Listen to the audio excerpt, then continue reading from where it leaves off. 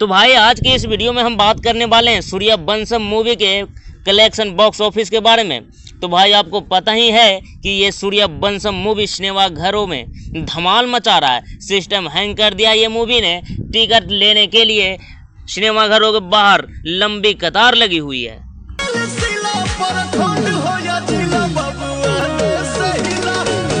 तो हाँ भाई, पावर स्टार पवन सिंह का ये सूर्यवंशम मूवी ने तो धमाल ही मचा डाला।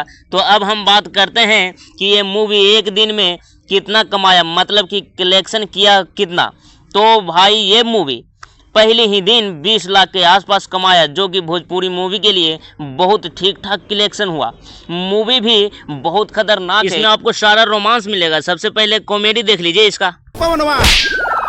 नाम के आगे जीत हर बाबूजी अब एक बार इसका फाइटिंग एक्शन भी देख लेते हैं।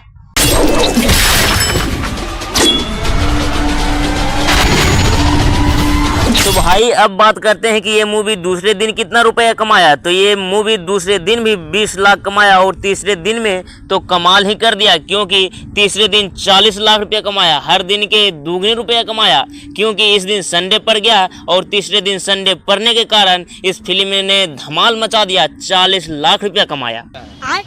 और इतना रुपया कमाने के पीछे राज है कि ये मूवी बहुत खतरनाक है। सूर्यवंशम मूवी, इस मूवी के लिए सब पागल हो गए हैं। सिनेमा घरों के बाहर तो भीड़ लगा दिए हैं। और इस मूवी का एक डायलॉग तो अभी सुन लीजिए पहले।